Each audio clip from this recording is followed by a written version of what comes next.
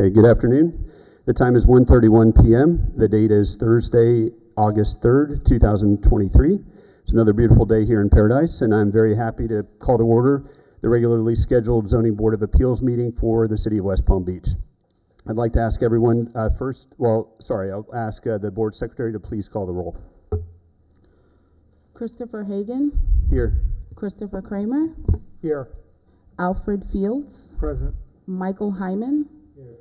Jonathan Burgess. Here. Dana Pacat. Here. Thank you. Appears we have a quorum. At this point, I'll ask everyone in the chambers to please rise for the Pledge of Allegiance. Pledge allegiance to the flag of the United States of America and to the republic for which it stands, one nation, under God, indivisible, with liberty and justice for all. Okay, please be seated. The first order of business is to review and approve the minutes from the prior meeting. So I'll ask the board if there are any additions, first if there are any additions, corrections, or modifications to the minutes, and if not, I'll entertain a motion. Chair, I move that we accept the minutes from the previous meeting. Second. Okay, the motion has been made by Board Member Fields and seconded by Vice Chair Kammerer. All in favor, please signify by saying aye. Aye. Aye. Any opposed? Okay, the minutes are approved. I'll now ask our Planning Division staff to come up for a report. Chairman, excuse my voice, Angela Van, Planning and Zoning Administrator. There's no report or updates from the board, from staff.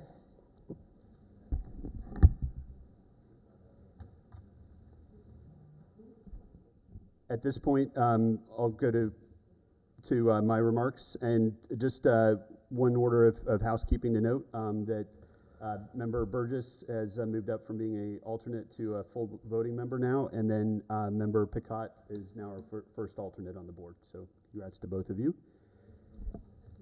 And then I'll go through the procedures for the meeting today, just so everyone in the audience is aware of how the proceedings will be conducted. Matters before the Zoning Board of Appeals are quasi-judicial in nature. Anyone wishing to speak, including members of the public who wish to offer public comment, will need to be sworn in. The applicant will make a presentation and will answer any questions from the board. The applicant will then be followed by city staff, who will provide a presentation and then a recommendation to the board and will be available to answer any questions. Members of the public will then be given the opportunity to provide comment, with each person receiving up to 3 minutes. City staff will also insert any public comment received in advance of today's meeting, such as emails, voicemails, etc., into the record. And then the applicant will have a chance for rebuttal. The floor will then be closed, and the board will go into executive session for a discussion, a motion, and then a vote. On this board, just for information, 4 votes are required for approval. So with that, that's all of the remarks that I have, and we'll move on to a declaration of ex parte communication. I'll start off on my left with Board Member Burgess. Thank you. I'll be recusing myself from items 3427 and 3428 today, as my business is assisting the applicant on those cases. As to all other matters before us today, I have not had ex parte communications, have not received written communications, have not conducted an investigation, have not made a site visit, have not received expert opinions. I request that these disclosures and all written communications be made part of the record. Thank you. Now, Ms. Pacat. Hello. Yes. As to the matter, sorry, I don't have the case number in front of me, but Mr. Palmiciano will be presenting. He does sit on the ARB at the Presidential Estates. However, I have spoken with Mr. Thomas, and he advised me that I would disclose that, but it's not necessary to recuse myself because it will not affect my opinion. As to the other matters on the agenda, I have not had I have actually had ex parte communications with the gentleman presenting for the golf course, but I have not had or received written communications, conducted an investigation, or made a site visit, or received expert opinions. I request that these disclosures and all written communications be made part of the record. Thank you. Board Member Hyman. Thank you. I have had an ex parte communication with the developer of the new golf course. um, and have not had any, received any written communications, have not conducted an investigation, I have not made a site visit, I have not received expert opinions. I request that these disclosures and all written communications be made part of the record. Thank you. Vice Chair Kammerer. As to case number 3424, 3427, and 3428, I have had no ex parte communications. I have not received written communications. I have not conducted an investigation, have not made a site visit, and have not received expert opinions. As to case number 3425, I received an ex parte communication from Urban Design Studio. I have had no ex parte communications with any of the parties. I have not conducted an investigation. I have not made a site visit and have not received any expert opinions, and request that these disclosures and all written communications be made part of the record. Thank you. Board Member Fields. As to the matter of item 1 through 6 on agenda dated August 3rd, I have not had ex parte communication, have not received any written communication, have not conducted an investigation, have not made a site visit, have not received expert opinions. I request that these disclosures and all written communications be made part of the record. Chairman, Yes. I should, because I didn't address 2 of the cases, I realized.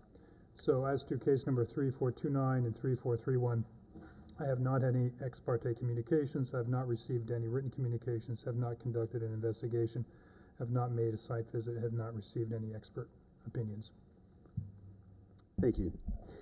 And then for me, for items 1, 2, 3, 5, and 6 on the agenda, I have not had ex parte communications. I have not received written communications. I have not conducted an investigation. I have not made a site visit. I have not received expert opinions. As to item number 4, I have had ex parte communications on July 5th. Had a phone conversation with the agent for that item. But otherwise, I had not received written communications. I have not conducted an investigation. I have not made a site visit. Have not received expert opinions. I request that these disclosures and all written communications be made part of the record. Okay. With that, we will now move to beginning the public hearing, and we'll start off by swearing in the speakers. So anyone here who wishes to speak on any of the items that are on the agenda in front of us, please rise and raise your right hand. And I'll ask the board secretary to please swear them in. Do you swear or affirm that the testimony you shall give today will be the truth, the whole truth, and nothing but the truth? Thank you. So we'll start off with item C1, and I'll ask our secretary to please read that item into the record.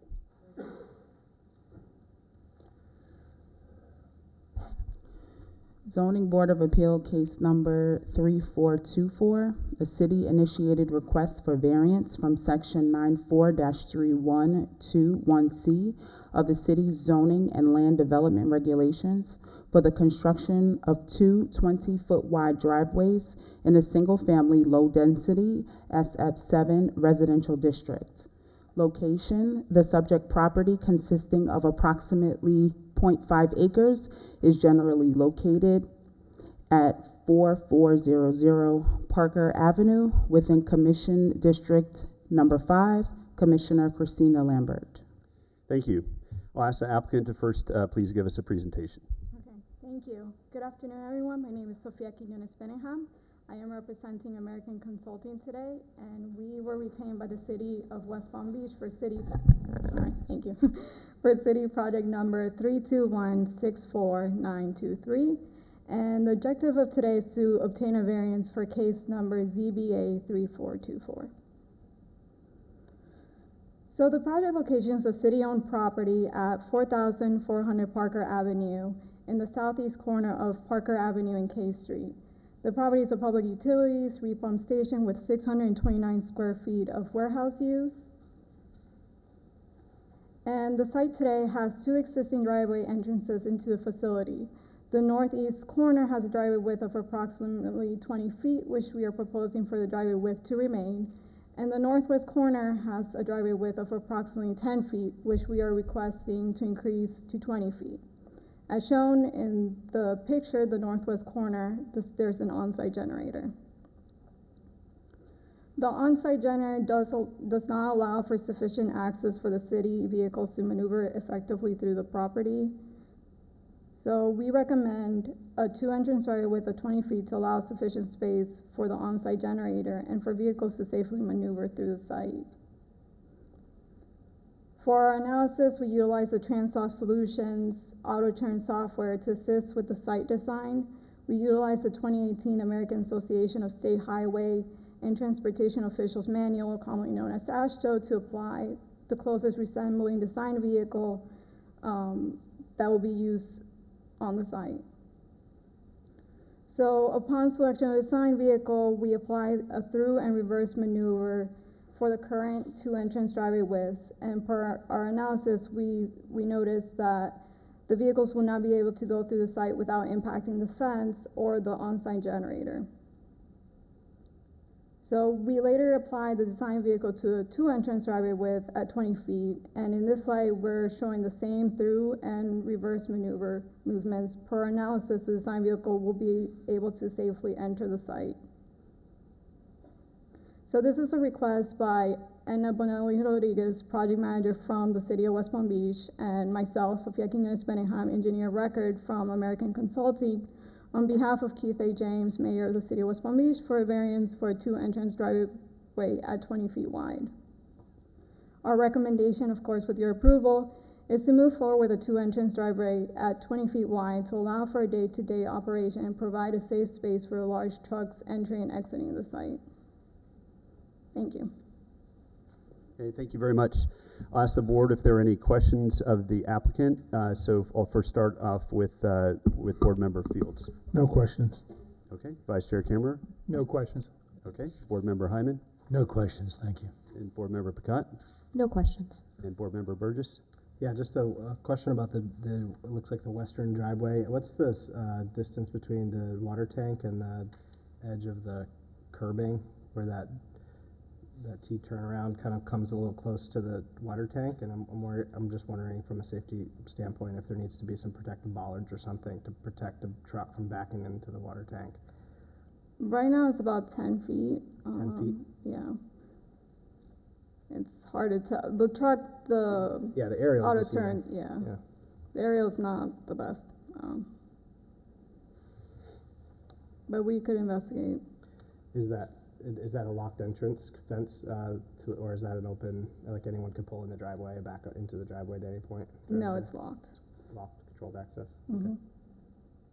And the condition of approval is, the recommendation for the condition is for new landscaping as much as possible? Like, what's the specific condition? Maybe that's a question for staff after the presentation. So I'll defer my second question to staff. Thank you. Perfect. I don't have any other questions of the applicant, so we'll turn to the staff presentation. Thank you. Thanks.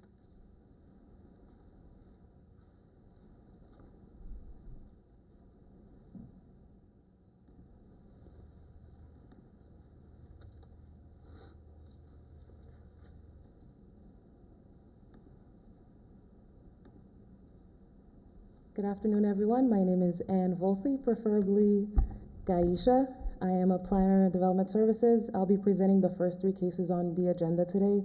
The first one is ZBA case number 3424 at 4400 Parker Avenue.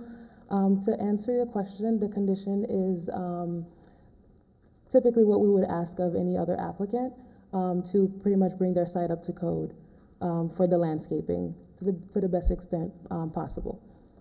Okay. Would there be a code required safety bollard and required along the perimeter of the parking It's not area? required right now, but it's definitely something that we can consider. We're gonna check in to see the distance, as you mentioned, and we'll make sure that it's there if it's needed. Thank you. Okay. So the subject site is half an acre. It's in a single-family residential zoning district. The surrounding uses are, there's a mortuary on the north side, and outside of that, everything else is residential. The applicant presented the facts of this case, so I'm just going to follow up with some key points. It's a facility use in a residential neighborhood, so it differs from all the other uses.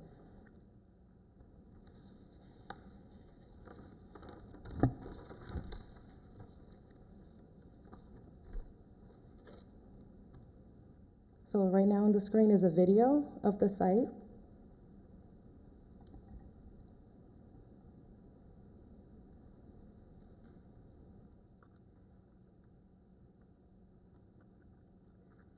And it shows the lack of screening for, such use in a residential neighborhood.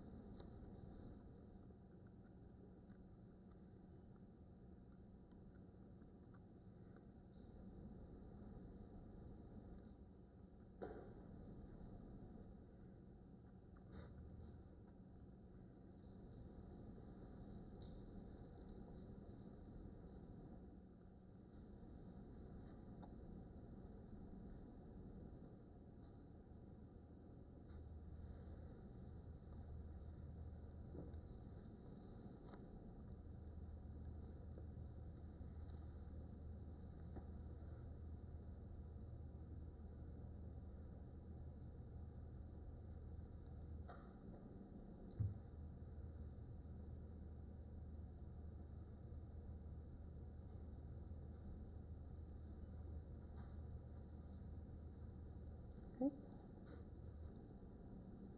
And here's a site plan showcasing the request for the circular driveway with a 20-foot width.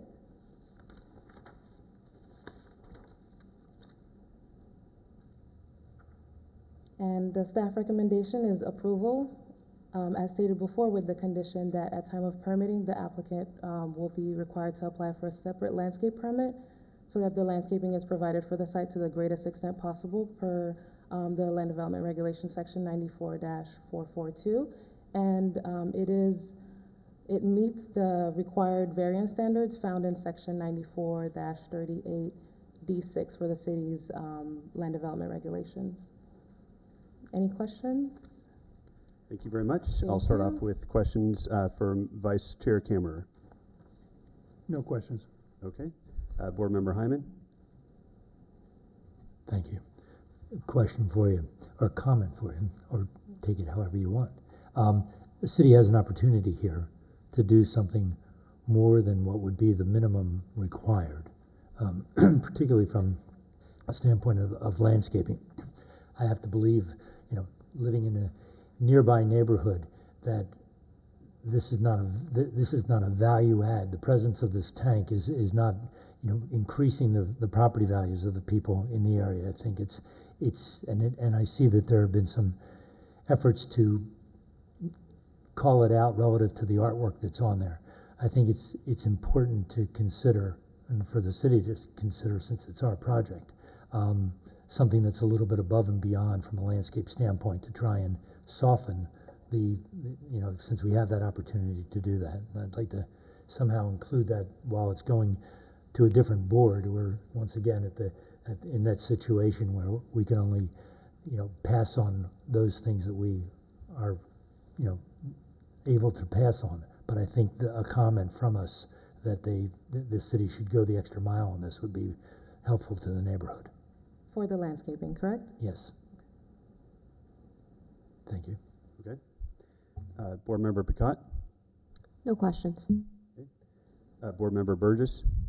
No further questions. I just had, I think, one, possibly two questions.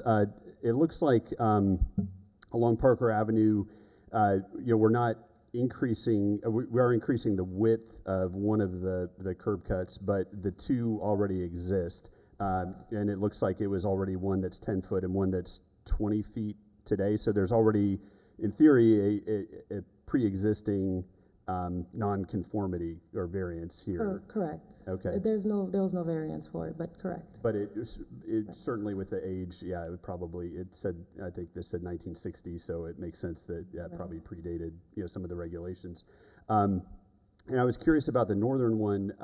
It leads immediately to grass. Was there ever, just trying to establish the historical use and see, if we are, what sort of degree of variance we are from the historical use there. Do we know if that was ever a paved driveway there, or if it's always just been a curb cut to? Right, it was just curb cut. Okay, From the side aerials, it was just curb cuts. got it. Okay. I mean, I don't have any other questions. I do think that Board Member Burgess brought up a very good point about the bollards, because it seems like that it, looking at the auto turn path, it's extremely close to the water tank, and it, any degree of protection that could be provided to avoid a, just one mistake, possible crash into that would be, I think, would be definitely well advised. So no other questions. So at this point, we'll go ahead and open up to the public. If anyone is here to speak on this that's in the chambers, please come forward. Okay, with that, I'll close the public hearing, and I'll move to the board for executive session. Anybody have any discussion they want to add? I'll start off with Board Member Burgess, if you have any. Yeah, maybe just to button up the condition. I mean, the language, maybe just adding in the additional safety provisions into the request for, kind of bringing the site up to code and enhanced landscaping as much as we can. I think may, ensure that carries all the way through the process. So that might be the suggestion, to just change the language of the condition of approval, or would there need to be a second condition? Well, I think if since the condition already deals with landscaping, I think if the intent is to enhance it, then I think it could just be, when the motion is made, that the condition could be, the wording of the condition could be revised. I don't think it would require a second condition, but I think that's a good input. Mr. Chair, in terms of your motion, Mm-hmm. we can require, of course, that they comply with the code. You would make recommendations for any enhancement, but you can't make that a code requirement. Understood. Right. And so, yeah, whoever makes the motion, I think, be advised of that. I think, but it could be still worded in the same condition where it's required to bring it, because I think today the condition, and if I bring it up, isn't necessarily even requiring it to be brought up in full compliance with the code. It's just as possible, because there are obviously some constraints that are,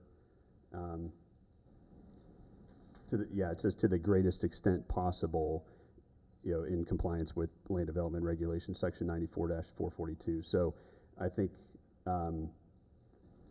that's all we can mandate or require, but if we want to add a recommendation, it sounds like we could add that, but there's no necessarily teeth behind that. Is that interpreting it correctly? Yes, sir. Okay. Any other discussion? Board Member Picott, any discussion, or? No. Okay. Board Member Hyman? Okay. Vice Chair Kammerer? No further. Okay. And Board Member Fields? No. Okay. With that, since it looks like there's no further discussion, I'll entertain a motion. Well, since I'm making it more complicated, I'll make the motion. I move that the Zoning Board of Appeals grant ZBA case number 3424, a city-initiated request for a variance from Section 94-312(1)C of the city's zoning and land development regulations for the construction of a 20-foot wide circular driveway in a single-family low-density residential district, specifically relating to the maximum width of driveways allowed in the zoning district. The motion is based on the testimony presented along with the application submitted and staff report, which constitute competent substantial evidence. The board hereby makes findings of fact that each of the criteria in Article 2, Section 94-38D6 of the City of West Palm Beach zoning and land development regulations have been met.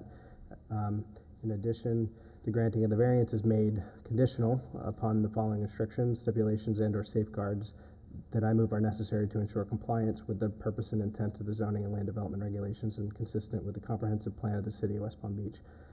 Condition number 1, at time of permitting, the applicant shall be required to apply for a separate landscape permit so that landscaping and safety provisions are provided for the site to the greatest extent possible per Land Development Regulation Section 94-442. Okay, we have a motion. Is there a second? I'll second. Okay. Yeah, and I think for this we have 6 members, so you'll be a non-voting member on this one. So I'll take the second from Board Member Fields. So the motion was made by Board Member Burgess and seconded by Board Member Fields. I'll ask the Secretary to please call the roll. Alfred Fields, Yes. Chris Kramer, Yes.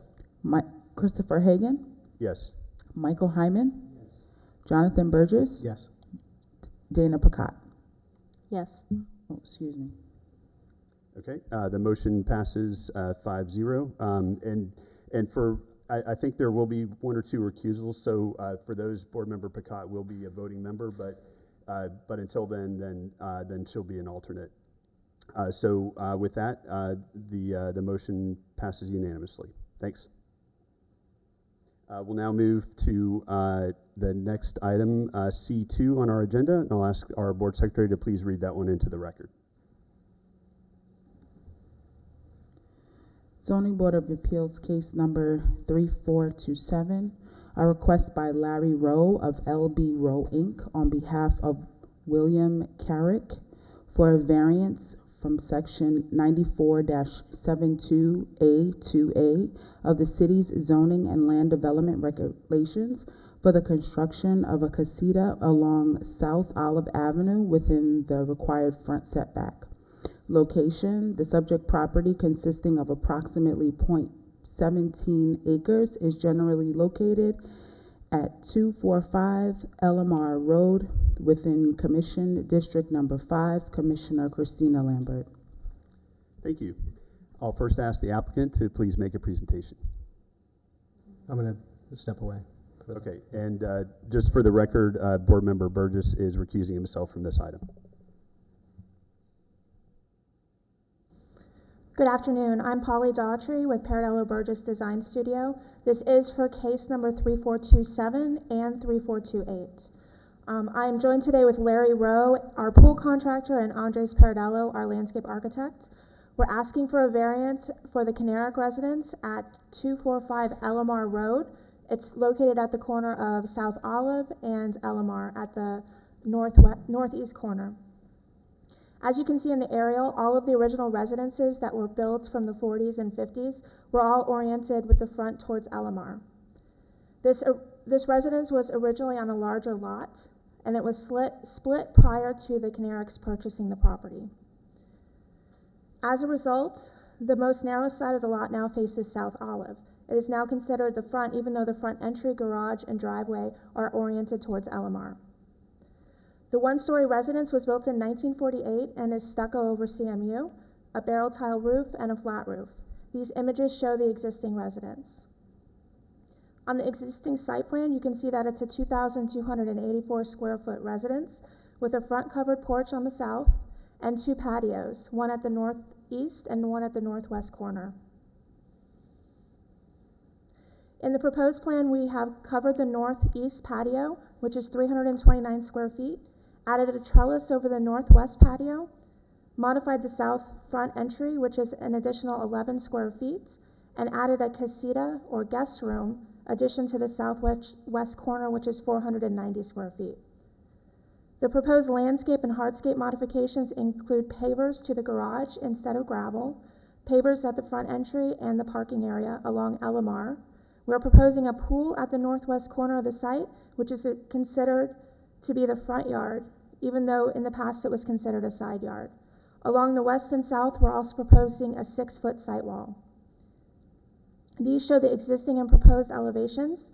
As you can see on the south elevation, we're proposing several modifications, including an addition with a mission-inspired scallop parapet. The garage is to have a herringbone-style stained wood door. The updated entry with arched portico is to have a custom wood stained door.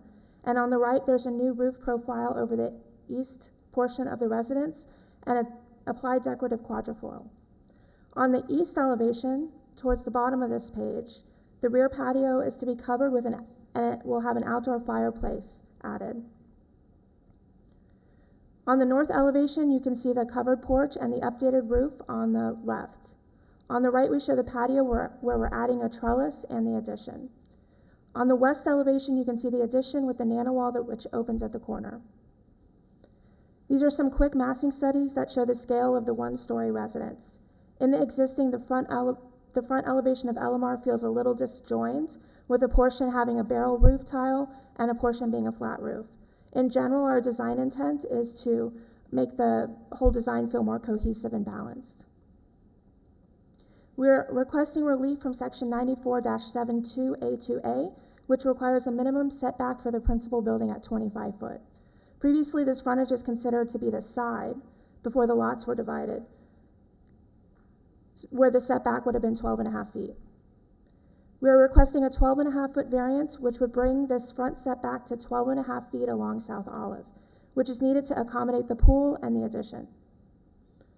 While we do understand that the precedence is not a justification for a variance request, there are several properties that have installed pools in the front yard. And apologies, I had some blow-ups on the left, but you can see in the areas yellow, those have the pools in the front yard. Larry Rowe, our pool contractor who's here today, will attest that he's installed at least 6 pools in front yards in West Palm.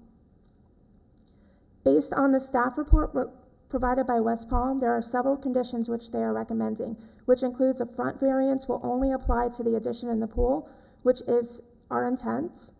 75% of the front yard will be landscaped with plant material. Right now, the landscape plan shows that we're doing artificial turf in the front yard, and we exceed the amount of hardscape. So this will be updated for permit processes to meet this threshold.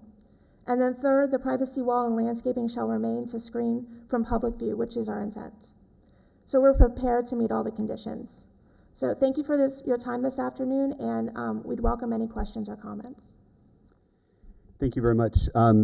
So I made a mistake. First of all, as a matter of housekeeping, let me have the board secretary read item C3 into the record as well too, because this is a combined presentation. We'll vote on the 2 items. We'll need to vote on the 2 items separately, but let's go ahead and read that into the record. I'm assuming city staff that it's a combined presentation for both probably as well, or? Okay. But when you present, are there 2 separate presentations? Mine will be separate. Okay. Let's go ahead and read C3 into the record, because I think our discussion here is probably going to encompass both at the same time as well. Zoning Board of Appeals case number 3428, a request by Larry Rowe of LB Rowe Inc. on behalf of William Karanick for Class B special use permit to obtain a waiver from the requirements of section 94-304E2 of the city's zoning and land development regulations for the installation of a swimming pool within the required front setback. Location: the subject property, consisting of approximately 0.17 acres, is generally located at 245 Elamar Road with Commission District Number 5, Commissioner Christina Lambert. Thank you. Now we'll go to any questions for the applicant. I'll start off with Board Member Hyman. Okay. Board Member Picott. Yeah, is there any sort of fence that is going to be included around that pool? How is it being kept from the public? It's a 6-foot fence that's it's along South Olive and it's along Elamar. So the pool won't be visible. It won't be, Correct. not just visible, but for safety reasons? Correct, yeah. Okay. And we're required as a condition to keep that, even if the ownership changes. Okay, thank you. Okay. No further questions. Okay, thank you. Board Member Fields. Just one question, or just an affirmation of, you did state that you're in agreement with the condition that the open space requirement for single-family residents, 94-482A, you are in total agreement with the requirement of landscaping. Correct, yes, yes. Thank you. Okay. And Board Member Kammerer. No questions. Okay. I have no questions of the applicant, so I'll ask staff to come forward. And I guess we can go ahead and do them probably back to back, because again, from discussion purposes, it's probably a little difficult to separate.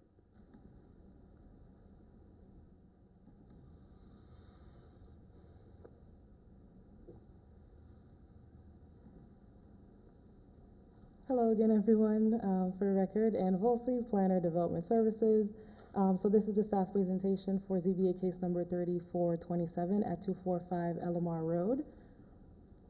The subject property is .17 acres. It is single-family, low-density residential. The surrounding uses are residential homes. So as stated, it is a request for 12.5 feet for the addition on the west side, and they were calling it a casita. So these are some site photos that I took. So as stated in the report, the site is configured in a manner that is restrictive to the placement of accessory structures due to certain factors. One is that it was built in 1946 prior to our zoning land development regulations. And the structure is designed with LMR being with the front door and South Olive on the side, as well as the placement of the residence. So on the side of the structure, it's 10.5 feet. In the rear, it's 5 feet. And in the corner, it's 20.3 feet. And by corner would be LMR Road. And to place a structure there and a pool wouldn't necessarily be the greatest use of the site. And here I have a video I will play for you. So before you is a video of the site, and right now we are going down LMR Road towards their front door. And it shows some open space that is where behind the bushes they will be placing their accessory structure or casita, and the pool, which is the separate request.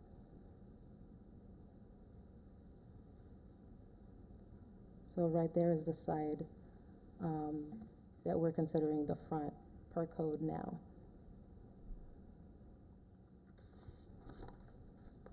And they have some existing vegetation now, so it kind of gives you an idea as to what it would look like once it has some screening.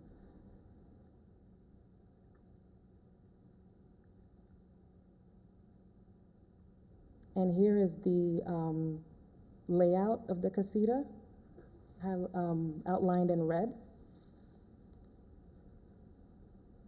And some perspective drawings as to what it is going to look like compared to the existing structure. And the recommendation is approval with conditions, as stated by the applicant before, that they're willing to comply with them. So the petition meets all of the required variance standards found in section 94-38D6. And the recommendation for approval and the conditions are that the front setback variance will only apply to the proposed addition.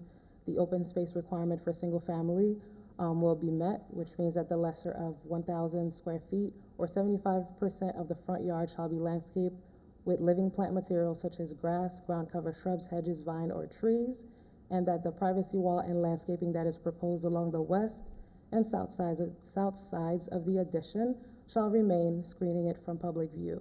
And in the event that the privacy wall and landscaping are removed, another form of screening has to be provided subject to staff approval. And I'm going to go ahead to the other request.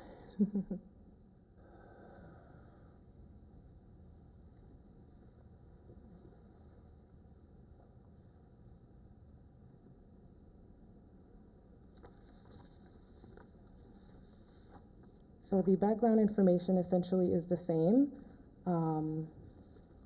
We're just going over the request for the pool.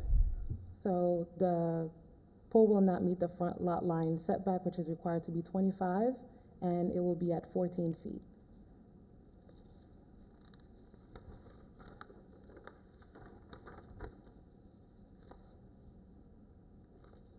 So here is the red outline for where the pool is going to be situated.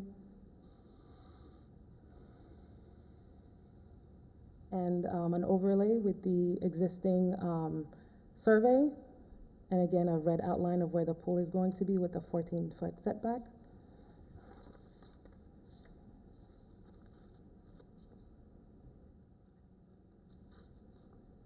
And the findings is that it complies with the general special use standard sections 94-36E3, the specific use standard section 94-36E4, and the residential district standards section 94-36E5. And the recommendation is to approve with the conditions for ZBA case number 3428. And the recommendation or the conditions for approval for this particular case is that the open space requirement is met and that the privacy wall and landscaping proposed along the west and south sides of the pool shall remain, screening the pool area from public view. And in the event that this privacy wall and landscaping is removed, another form of screening is to be provided subject to staff approval. Thank you. Okay, thank you. We'll now move to questions from the board for staff on both case number 3427 and 3428. I'll start off with Board Member Picotte. Any questions of staff? Just the question, when you were taking the video, I noticed that there was a fire hydrant in the front there. Now that building's not going to encroach on that or cause any issues as far as, would that have to be relocated?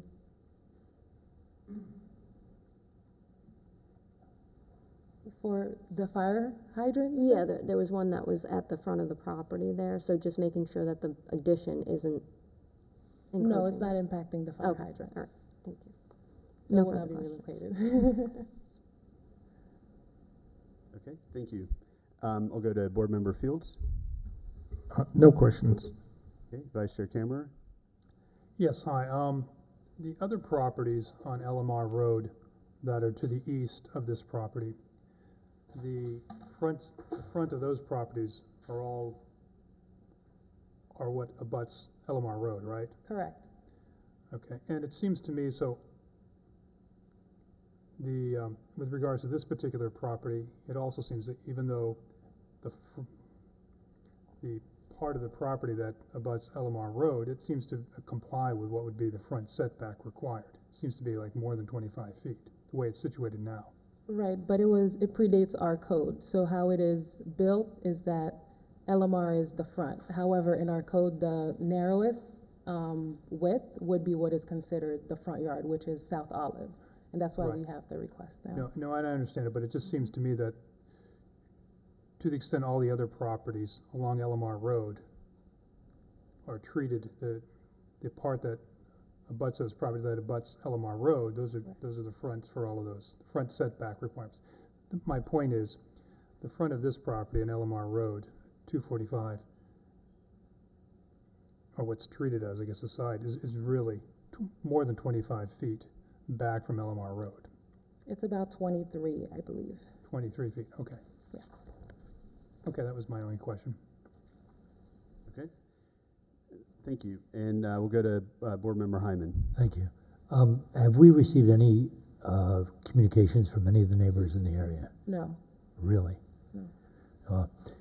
I mean, living in the south end, the south end's on fire from a development standpoint. And I think you're setting some good criteria for other people to see as they look at the homes in the area, because I would say it's probably it's not a 50-50 scenario of those that are being demolished as opposed to those that are being renovated and refit as this is being done. But I'm surprised that we haven't heard from the neighborhood at all. The South End Neighborhood Association hasn't. I had one records request for the project, but no feedback on whether it was a good or a bad thing for them. It was just a records request for a staff report. Okay, thank you. Welcome. And I have no questions of staff. So what we'll do for the public comment is I will go ahead and separately open public comment for 3427 and then follow it with public comment for 3428. So there will be opportunity to speak on each individually. So I'll first open up for public comment on Zoning Board of Appeals case number 3427. That's related to the required front setback for the casita. Anyone wishing to speak, please come forward. Okay, seeing none, public comment on case number 3427 is closed. I'll now open the public comment for case number 3428. This is with respect to the front setback, or the waiver from the required front setback for the pool. Okay. Anyone wishing to speak, please come forward. Okay. Seeing none, the public comment is closed on case number 3428. So with that, we'll go to board discussion. I'll start off with Board Member Fields, if you have any comment, discussion. No discussion.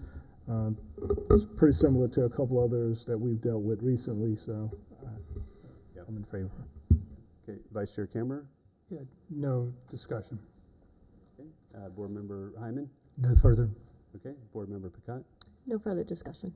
Okay, yeah, I have no other discussion, so we'll first entertain a motion on Zoning Board of Appeals case number 3427. All right, I move that the Zoning Board of Appeals grant ZBA case number 3427, a request by Larry Rowe of LB Rowe, Inc., on behalf of William Canerick for a variance from Section 94-72A2A of the city's zoning and land development regulations for the construction of an addition to the primary residence along South Olive Avenue within the required front setback, specifically relating to the minimum property development regulations in the zoning district. The motion is based upon the testimony presented along with the application submitted and staff report, which constitute competent substantial evidence. The board hereby makes findings of fact that each of the criteria in Article 2, Section 94-38D6 of the City of West Palm Beach zoning and land development regulations have been met. In addition, the granting of the variance is made conditional upon the following restrictions, stipulations, and/or safeguards that I move are necessary to ensure compliance with the purpose and intent of the zoning and land development regulations and consistent with the comprehensive plan of the City of West Palm Beach. Number 1, front setback variance shall only apply to the proposed addition. Number 2, the open space requirement in single family must be met per Section 94-482A. The lesser of 1,000 square feet or 75% of the front yard area shall be landscaped with living plant material such as grass, ground cover shrubs, hedges, vines, or trees. And number 3, the privacy wall and landscaping proposed along the west and south sides of the addition shall remain, screening it from public view. In the event that the privacy wall and landscape are removed, another form of screening is to be provided subject to staff approval.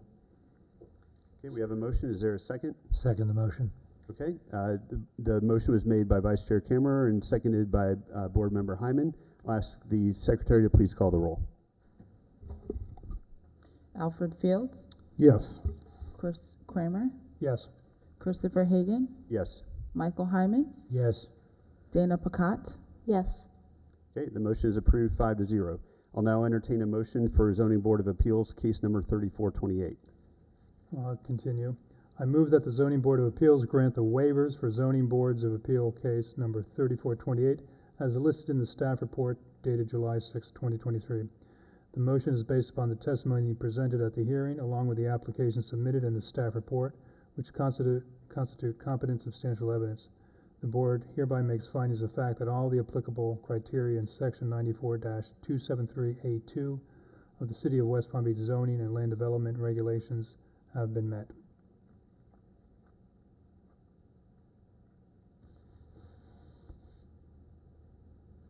And then, no conditions. So the motion has been made by Vice Chair Kammerer. Anyone second the motion? I'll second it. Okay, it's been moved by Vice Chair Kammerer and seconded by Board Member Hyman. I ask the Secretary to please call the roll. Alfred Fields,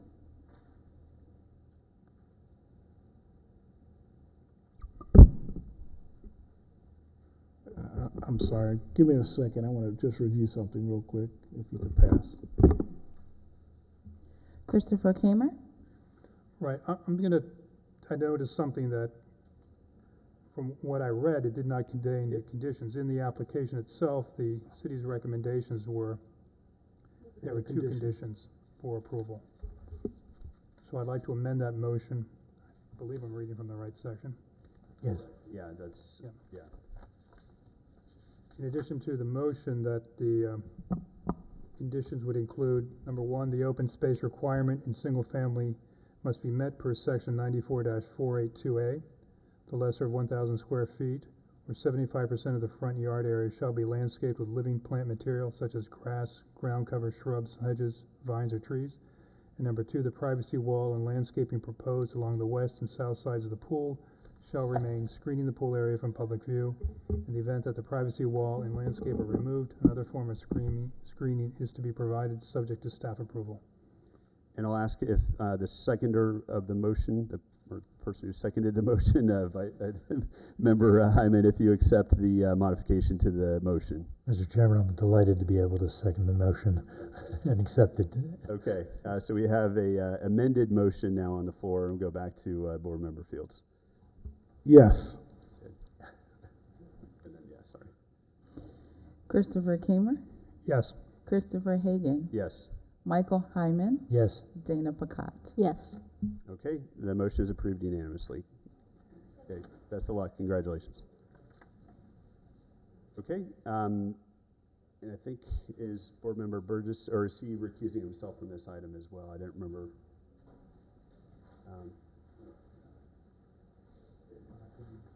We did both. Yep.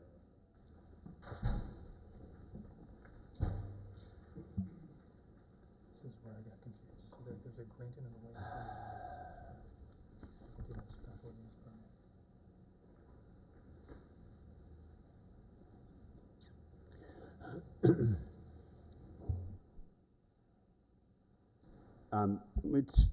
Sorry, back on item number 3, want to check with the board attorney. There was also the waiver. It looks like we granted the special use permit, but we also need to vote on the waiver. Is that correct? Yes. Okay, sorry. We will. Which back. case is that, Mr. Chair?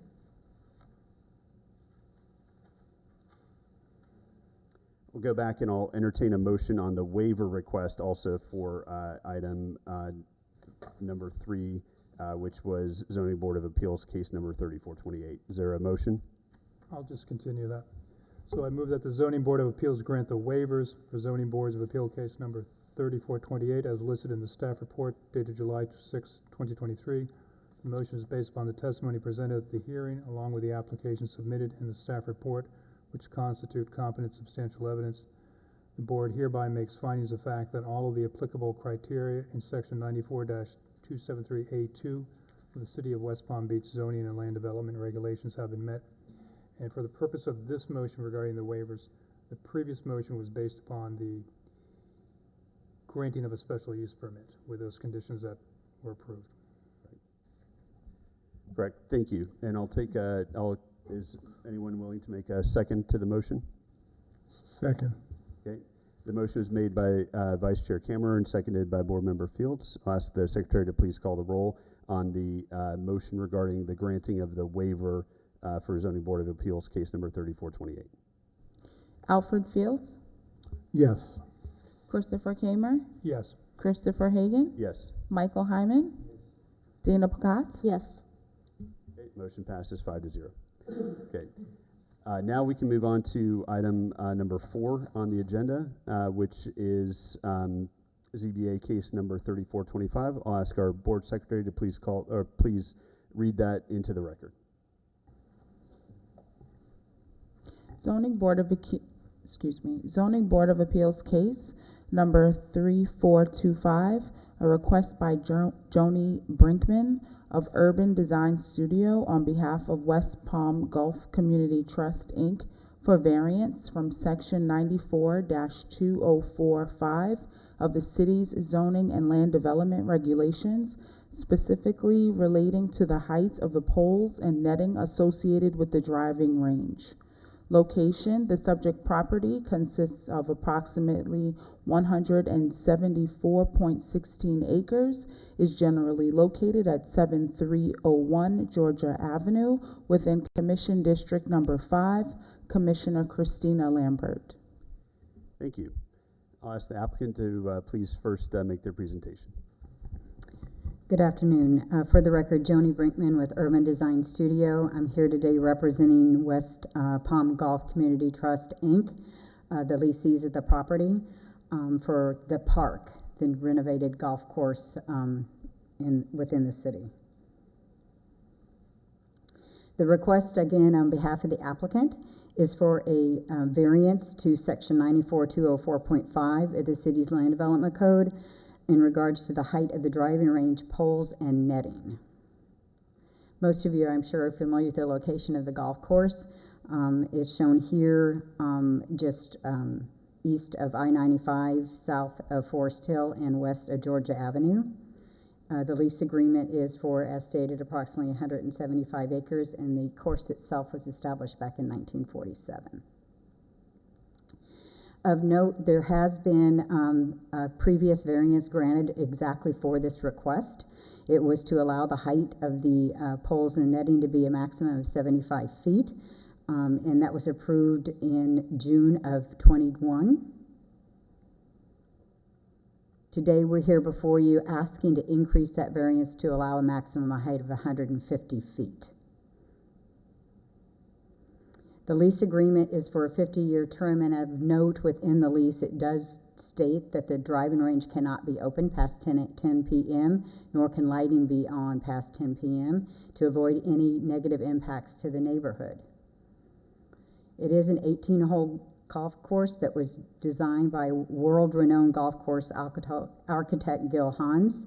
Has a practice facility as well with a 9-hole course, the clubhouse, pro shop, a 10,000 square foot office building for the South Florida PGA, as well as a performance center, which is also sometimes known as a teaching center, and the golf maintenance facility, which is located along the canal to the south.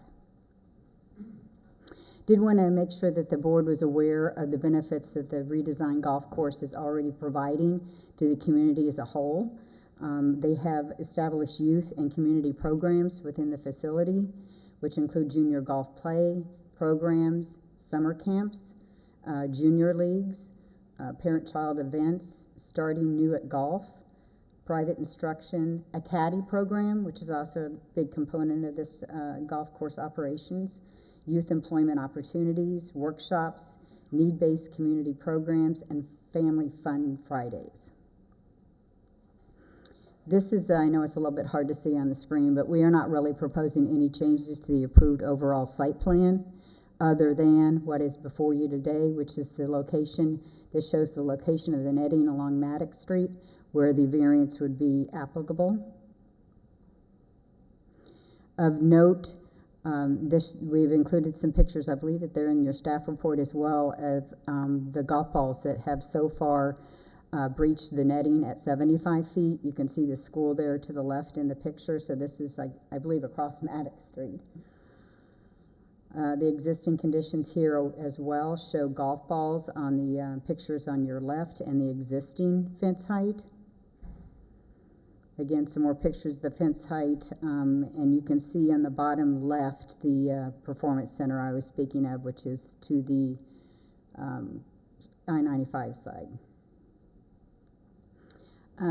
Before you today, we included in the backup material the reason that we picked the 175-foot height was in regards to the fact that this is a state-of-the-art training facility where they are equipped with tracking technology. And within the first 10 days of the golf course driving range being open, over 500 balls breached that net height. They have since actually after the first 10 days, they have shut down the driving range. It's been shut down since then to protect the safety and property in the area. And with the information obtained from the tracking system, that's how the determination of the necessary height was determined. The height, again, is as outlined in your staff report, will range from 50 feet up to 150 feet and then back down to 50, with the poles ranging in size from the 150 feet at the highest point down to 100 feet. There was a concern from the neighbors as well as the school district. These represent emails from the principal and different school members where they were concerned about the golf balls going in the courtyard, potentially hitting someone or damaging some cars in their parking lot area. There has been outreach as well to the local neighborhood group. There's a small group called Parker Ridge South that Tom Frankel, who's here in the audience here today with me, met and proposed this variance to them in June. There was no objections to the netting increase, and I know that's hard to read, so I did want to read one of the sentences. This is from Lorraine Smith, and she's the administrator for that neighborhood group that, quote, "We cannot have the danger of golf balls flying into the streets and properties, and in no way would anyone like to see this project held back." So we do have the support of the neighborhood group in the area and those along Maddox Street. In regards to the standards necessary to approve this variance, your professional staff has looked at the request and has determined that we meet all the criteria in the code for the variance to be granted. That concludes my presentation. I'm available for any questions, as well as Tom, and I believe Brian Conley, the general manager, is also in the audience. Thank you very much. I'll start off with Board Member Burgess. Any questions of the applicant? Yes, the existing poles there now, those are 75 feet tall at the highest? Yes. Is that correct? They're wooden poles? I believe there were, yes. So would those need to be taken down in favor of the bigger diameter, like big poles that we're seeing Yes. at Drive Shack going up Yes. to 150? Okay, is that going to impact existing landscaping at all? I don't believe so, and we'll work around them if we have to with the existing landscape. We installed a considerable amount of landscape there to screen the golf cart path when we did it. So I think it'll be negligible, and if there is any, we will definitely make sure that it's accommodated. Great, thank you. No further questions. Mm-hmm. Board Member Fields. I remember doing the other variance. So on this one, you say you have tracking devices to see how far over the balls are carrying. Has anyone gone over the 150 feet mark? I believe 158 feet was in the. And did you get their name and ban them? No. No other questions. You need a partner? Cameron. No questions. Okay. Board Member Hyman? And Board Member Picut? No questions. Okay. I don't have any questions of the applicant. Okay. So we'll now move to staff's presentation.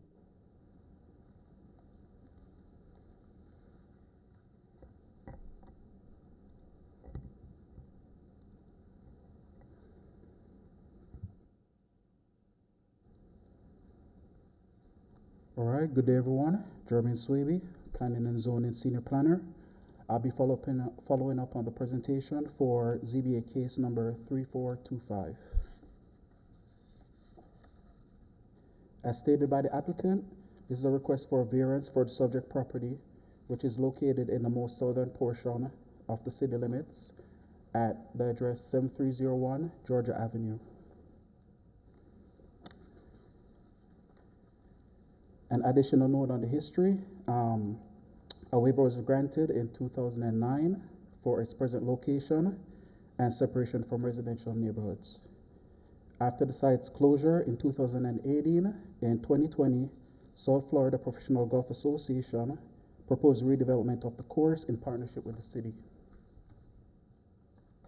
Thereafter, the city of West Palm Beach leased the subject site to the West Palm Beach Community Golf Trust to serve in its redevelopment and operation.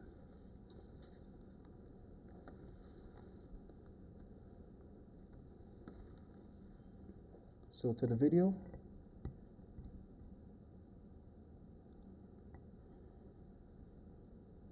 Right here, we're looking at Forest Hill High and the parking lot next to it, and the fence in which borders the golf course. And then you're looking at the netting. As you can see, the netting gradually steps up, and it steps up to the 75-foot height. And we're heading in the direction of the east direction.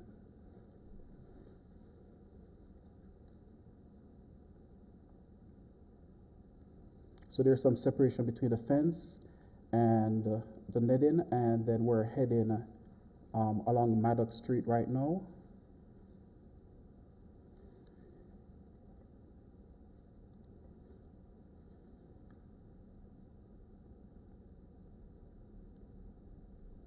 So along Maddox Street, you're presently looking at that that vegetation which separates the golf course that's along Maddox Street, and it pretty much buffers, additional buffering to the netting and poles.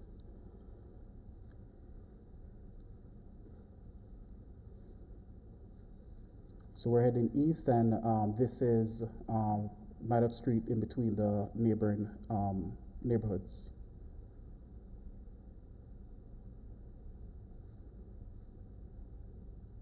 And then we end at the park.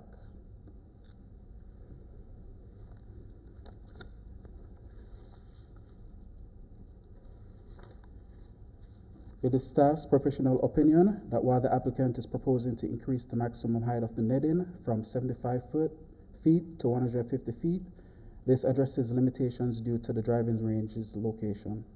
As well as to mitigate safety issues for these adjacent properties, we are proposing the increase in netting height.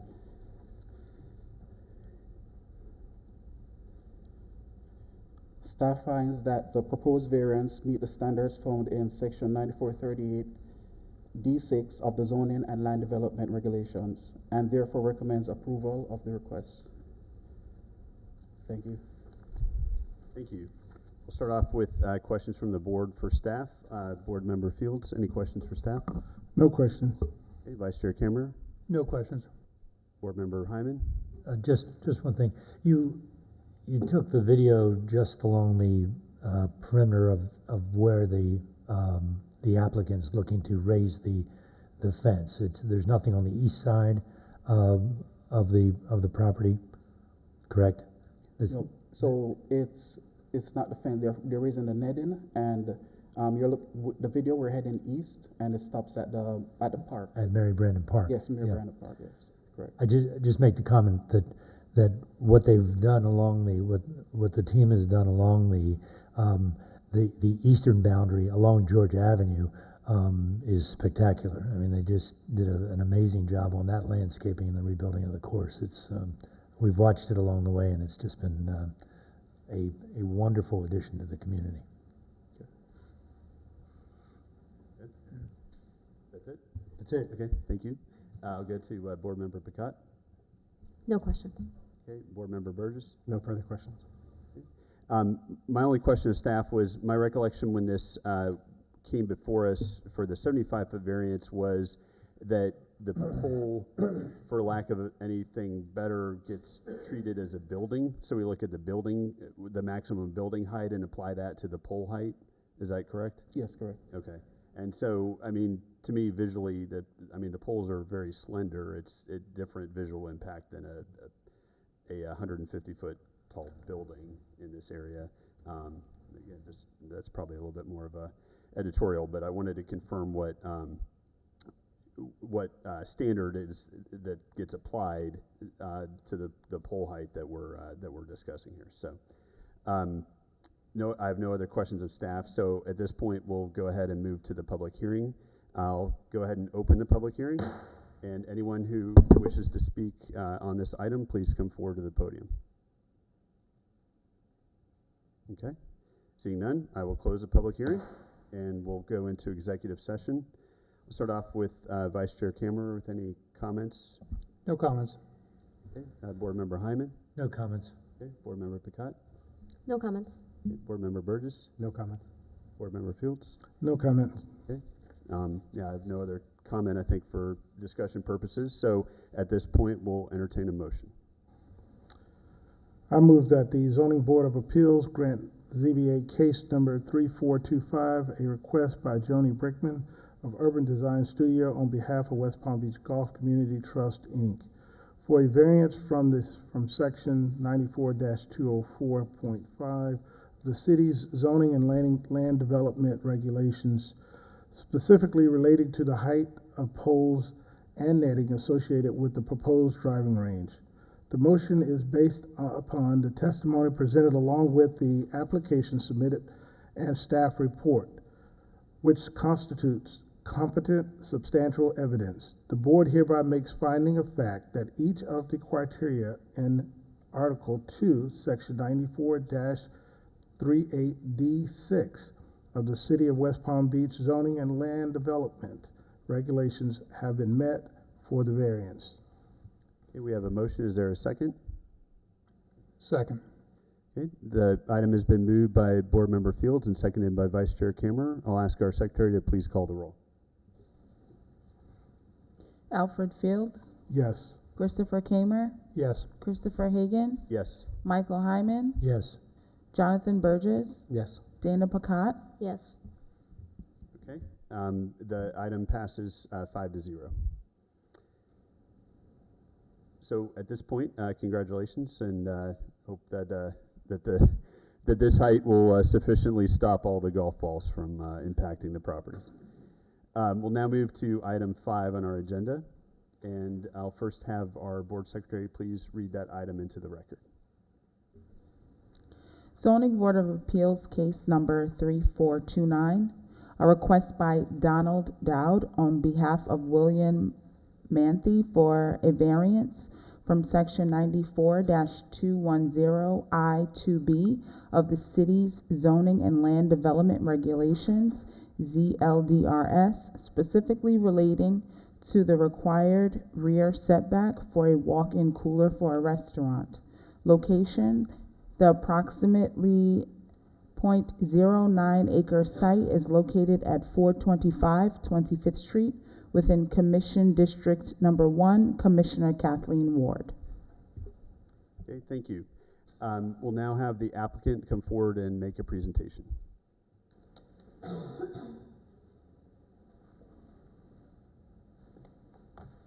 Hello, members of the board. Thank you for having us today. It's nice to meet you in person. My name is Don Dowd. I'm a executor for the owner of Coco LLC, William Manthe, AMBR. I represent William because he is legally deaf. I work as a translator for him, and in this type of venue, it would be very difficult for him to handle this proceeding.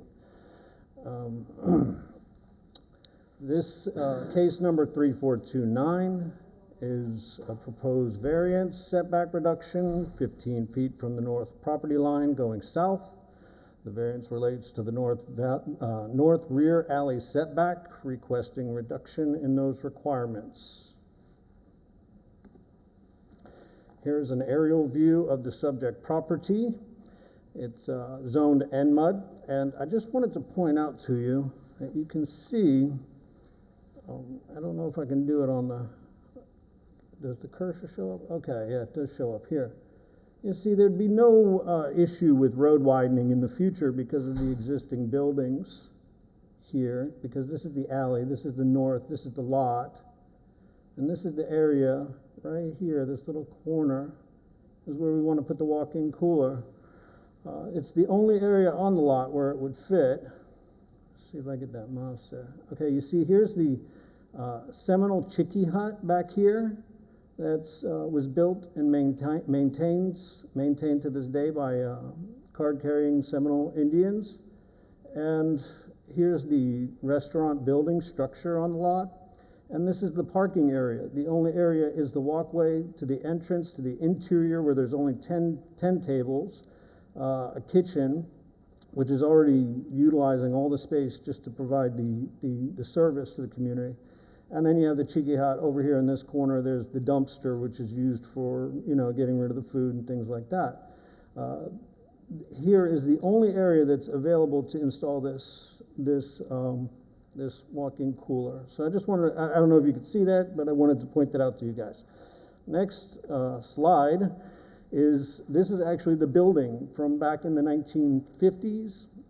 Now we have artwork on the inside of the building from actually dated from 1948. And so this building it has always been, for 75 years now, a restaurant. And in 2014, William, he took over the ownership of the building and maintains it for what it's comprehensively always been used for, as a restaurant. However, this building, which you saw on the previous slide, was designed for this operation in 1950. Here, we have to modernize. We have such a greater volume, and in this NMUD district, where we're going to have all these high-rises built in the very near future, he has to be able to accommodate for those that future customer count of business that his business is going to increase, and already has increased almost 300% in the near 10 years that he's already had the business. So it requires, in order for him to be able to keep up with the standards according to the Department of Health, to keep refrigeration of the foods and food safety, for him to have a walk-in cooler. And it's efficient, it's far more efficient than having several different refrigerators in one restaurant, using so much more power and electricity than to have just the one simple, highly efficient unit that guarantees perfect product for the community. Okay. So this year, we already closed a permit on a perimeter fence around the exterior north side of the building. He wishes to be able to finish the refrigeration upgrade. And as I said, the building's old and it's time for upgrades. I'm sure since this building was new, they didn't have natural gas back then, and they were probably using wood-burning stoves and for cooking food back in the 1950s and 40s. And I'm sure they upgraded the plumbing from outhouses to indoor plumbing. And in line with this modernization, that's his request, is that we also integrate the modern refrigeration system of a walk-in cooler, which is used at every single new restaurant or open high-volume restaurant in the area. And as I wrote here, an icon of the Northwood skyline has a need to integrate modern restaurant refrigeration into the subject lot. Here's a picture of the survey, and in the survey here you can see the Cheeky Hut, which takes up this area. Now this is the outside seating area. Here's your parking. Here's the restaurant. Half of it is the kitchen, and there's about 10 to 12 tables on the inside. Here's the south property line, and again, the north property line, this is the only area which would fit even feasible for a walk-in cooler. Let's move on.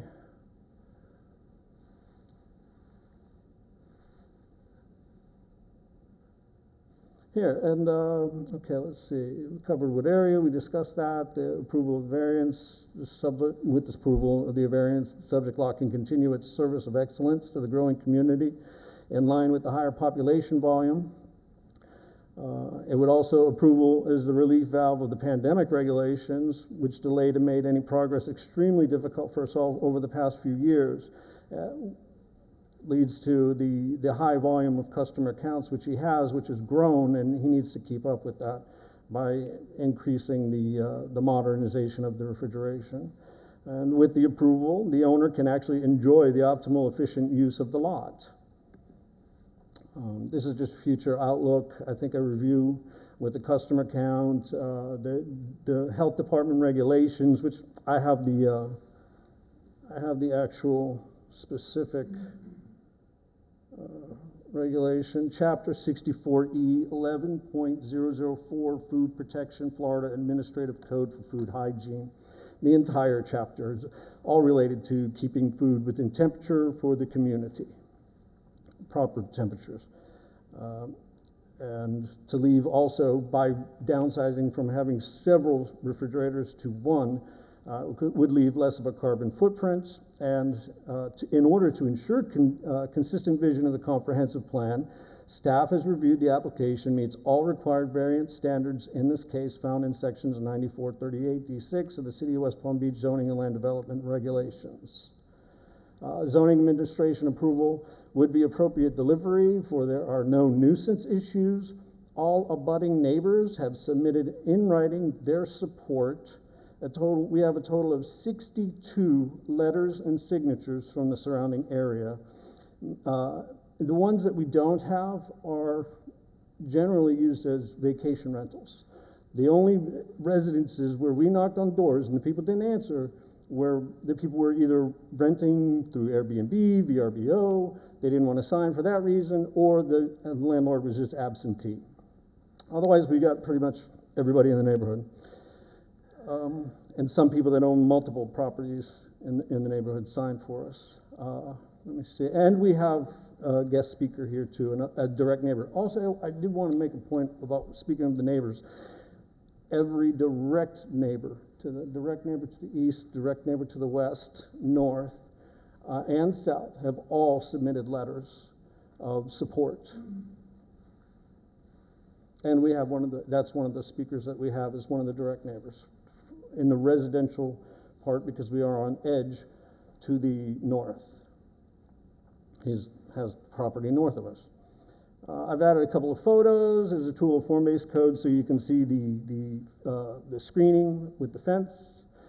This is a review in conclusion. In order to meet the growth of community and state of Florida restaurant health requirements, applicant proposes to place a walk-in refrigerator in the highlighted area behind the building in the only space available. Evaluating on existing conditions would make it impossible to install the necessary walk-in refrigeration unit of a reasonable size on the subject lot.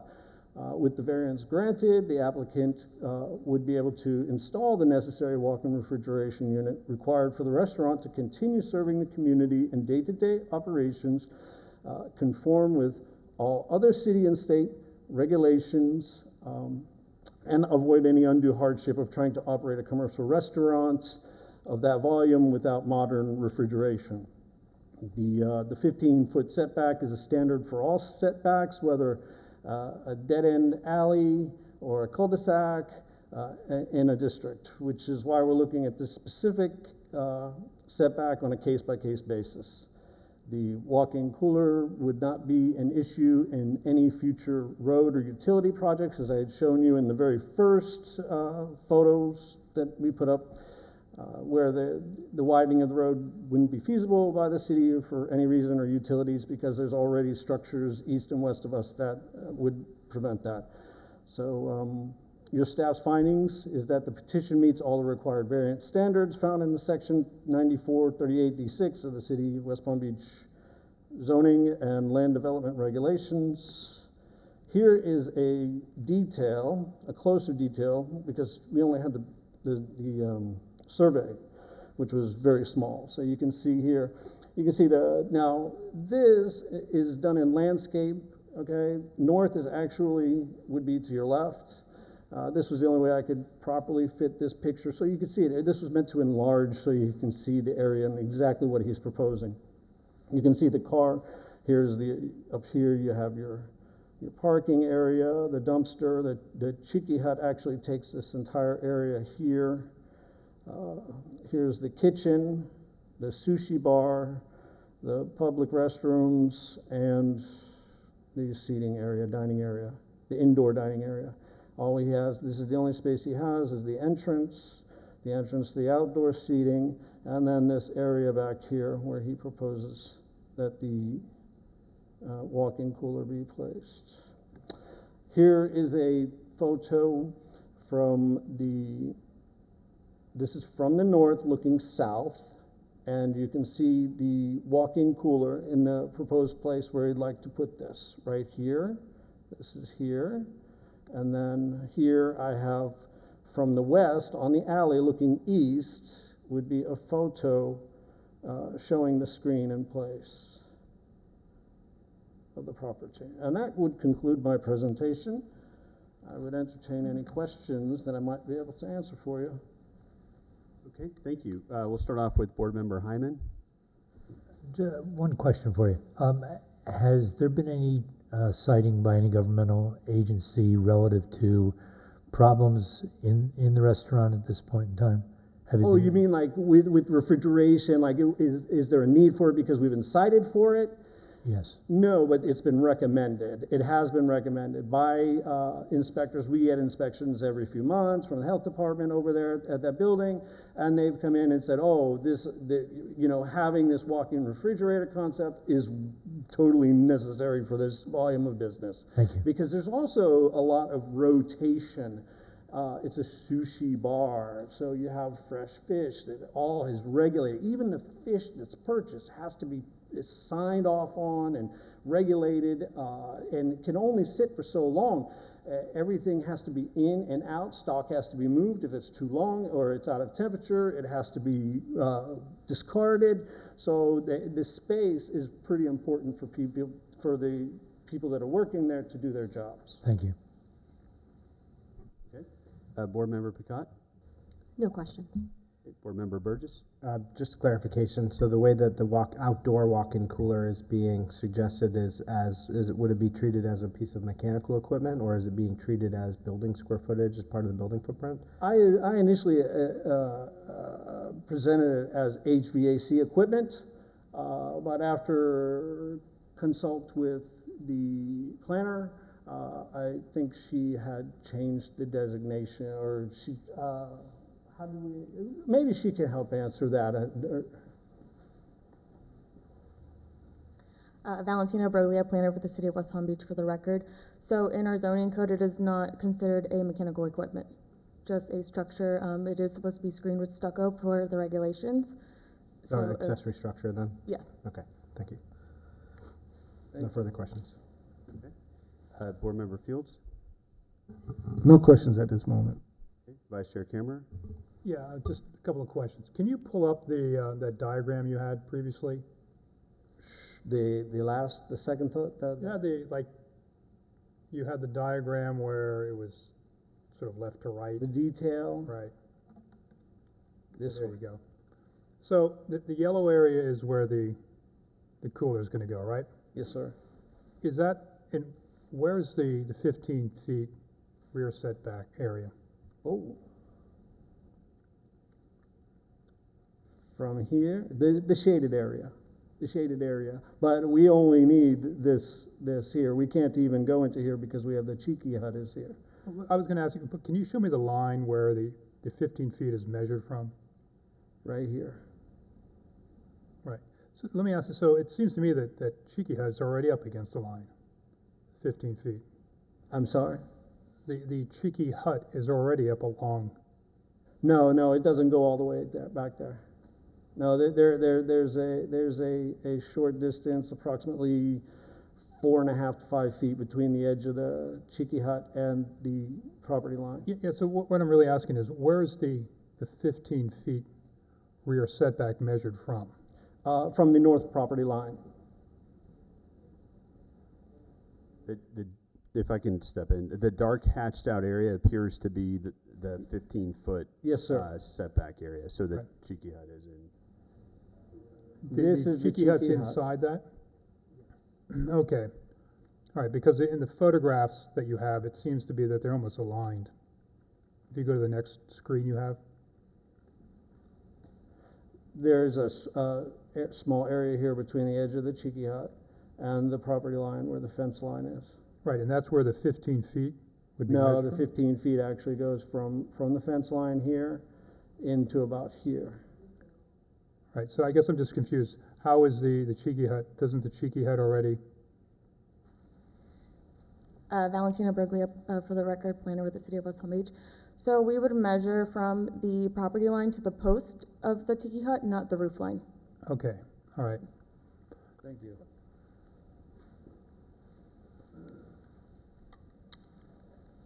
Okay, good enough. That's what I wanted to know. Thank you.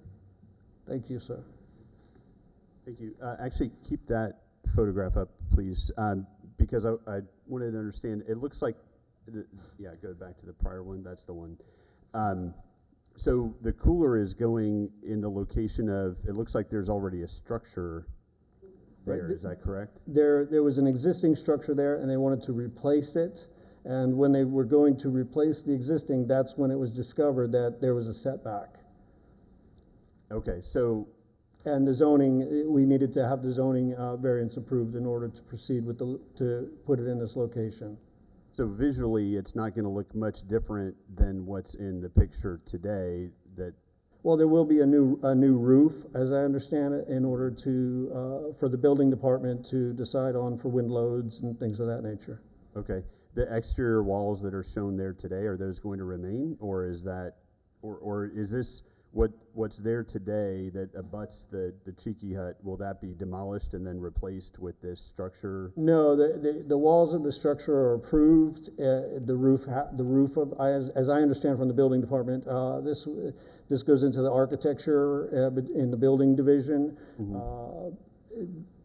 But as I understand, in the scope of planning, that there was a number of sidings that were permissible, and a stucco siding was permissible, and that was the proposed siding finish that we were going to do. Okay.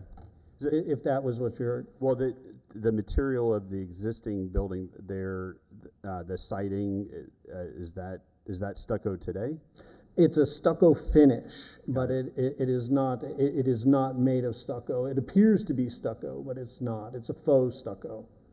Okay. And then the fence, the wood fence that's there today, would that remain? That's permitted and installed, and that is going to be there. That is the screening for the cooler. Okay. So today, and I don't know that it was that I completely got it from the staff report or the backup materials prior to the hearing, that there is an existing structure within this, next to the Cheeky Hut that is, that is already within that 15-foot setback. It's just that because we're now proposing that it be a walk-in cooler contained in there, that it has to go back through this review. No, it's always been a walk-in cooler. It's not another type of structure. There is a structure there currently. This happened pre-pandemic. The owner had hired a contractor to construct this, and when the contractor was constructing it, I actually have in the communications, I'd print it out for each one of you if you wanted to see that. But the thing is that pre-pandemic, when this happened, he had hired the contractor. The contractor told him, all the permits are approved in writing because he's legally deaf, and all the communication had to be in writing. And he actually told him that the planning review was done and that everything was approved and his permits were approved. And then in the third message that I had, that if you guys wanted to see, I could hand you the papers. He actually demands payment for the walk-in cooler. He doesn't know any different. He's not understanding the communication of how things work, which is why he now involves me in a lot of affairs. So he pays the man, he leaves.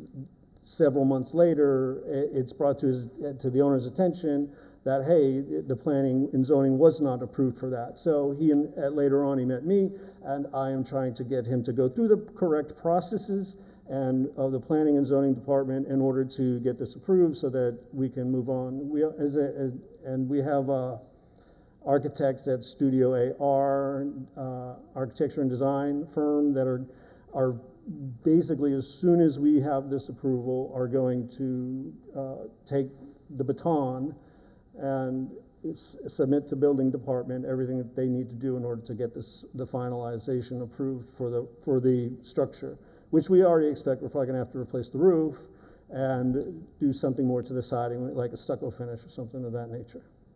Understood. Okay. Yeah, that helps clarify what the request is. So in some ways, we're dealing with an existing condition to try to,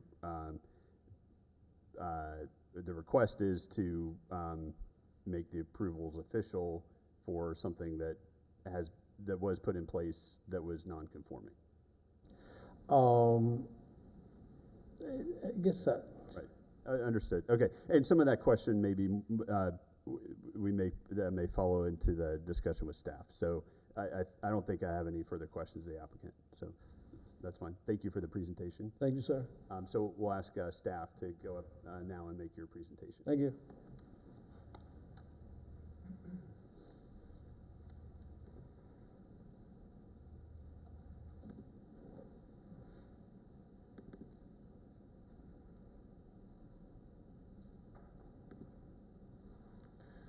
Okay, Valentina Broglia, with the City of West Palm Beach Planner is my position for ZBA case number 3429 and a variance for a walk-in cooler in the rear setback. The subject property is located in the mixed-use district. It's currently a restaurant. The surrounding uses are commercial and residential.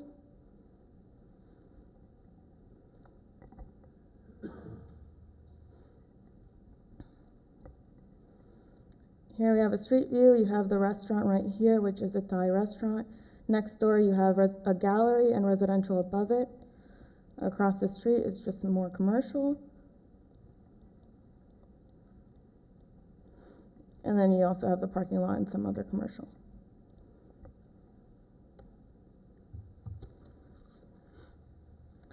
The survey on the left shows the placement of the freezer in the rear left side of the property. The site plan shows a shaded area as the required rear setback from the zoning regulations and the location of the walk-in freezer. The walk-in freezer is only going to be used by employees in the restaurant and is going to be screened with stucco and a wooden fence as required by the zoning code. The applicant is requesting a 15 feet rear setback variance from the section 94-210 subsection I-2B from the city zoning regulations of placement of the walk-in cooler in the rear of the subject property. Staff is recommending approval based on the variance standards found in section 9438D6 from the city zoning's regulation. Any questions? Thank you. We'll start off with Board Member Picott. Any questions of staff? No questions. Okay, Board Member Burgess. Yeah, are there any concerns for ongoing maintenance around the outside of it as it sits on a zero lot line with the proposed variance? It's not within the zoning regulations to create a maintenance, but it is the applicant's responsibility to maintain the surrounding area of their property line. But because it is screened in, there is an alley, as the applicant stated in his presentation, a 15-foot alley that separates from the historic residential district behind it. So I don't see any problems with that, especially because the screening is right within the property line. Yeah, from the alley side, it may not be a concern. I think on the western property line adjacent to the next property over, that looks like a condensate line coming out of the walk-in cooler. I just didn't know if that sits on the property line, if they need to go onto another property to maintain the cooler, if it sits on the line itself. The zoning regulations provide a 0-foot setback for the side property line for any structure. So it's just the rear lot line that the variance is even being correct. requested. Yeah. Okay, thank you. No further questions. Board Member Fields. No questions. Okay, Vice Chair Kammerer. No questions.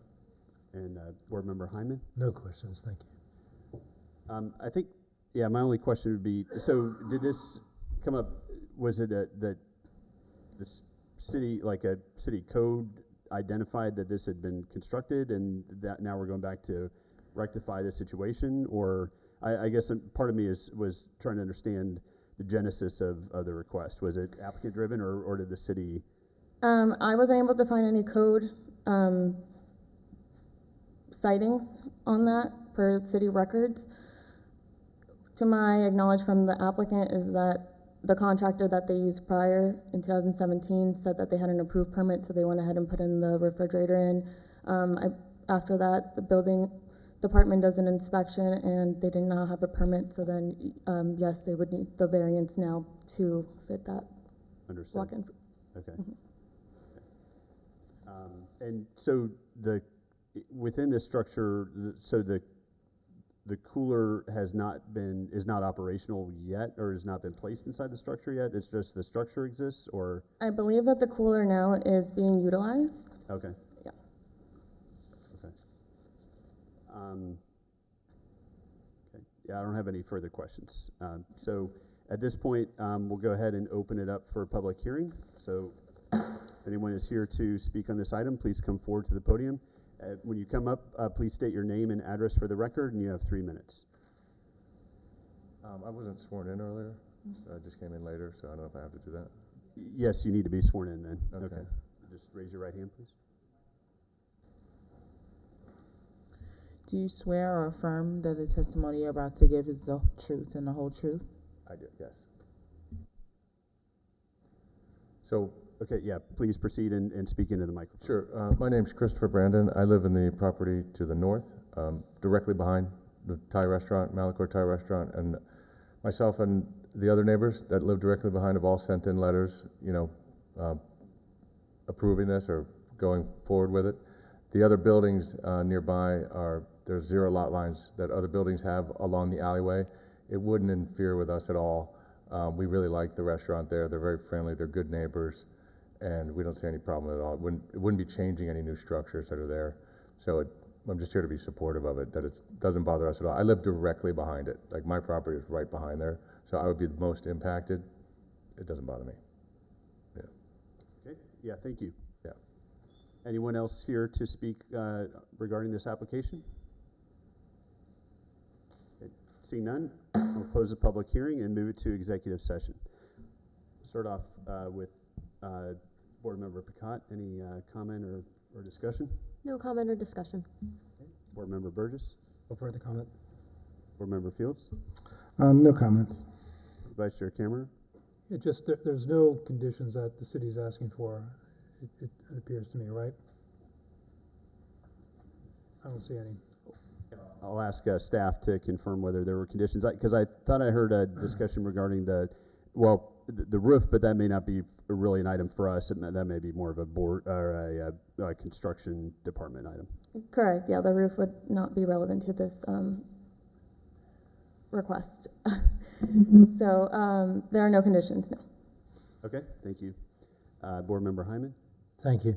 The only thing I wanted to mention was that in watching over the years, the Northwood section, struggling to move up and to maintain some velocity that keeps it going.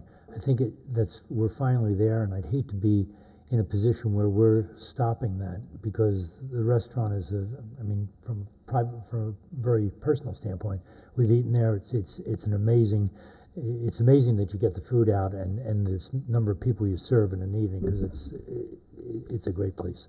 But I think we're going to hopefully see other applications like this coming through, and I don't want to be a part of a board that's stepping on that and not helping that along. So I'm very much in favor of this. Thank you. Thank you. I appreciate the input from the resident. I think it was correctly noted that first of all, when you look up and down the alley there, and you can tell from the aerial, there are a number of other properties that are built to the rear, to the abutting the alley. And when you look at the intent of the code with setbacks is to provide some buffer between uses, but really an alley has is primarily a service function, and so it's not. It really is intended just for kind of maintenance and service of properties, and so maintaining that setback doesn't have the same you don't have the same needs as you have along other public rights of way. So it seems, again, in keeping with the character of the area, and as we heard the testimony, no adverse impacts to neighboring properties. So I think that was helpful for our board to consider. With that, I think we're probably ready to entertain a motion. So if anybody would like to make a motion, please proceed.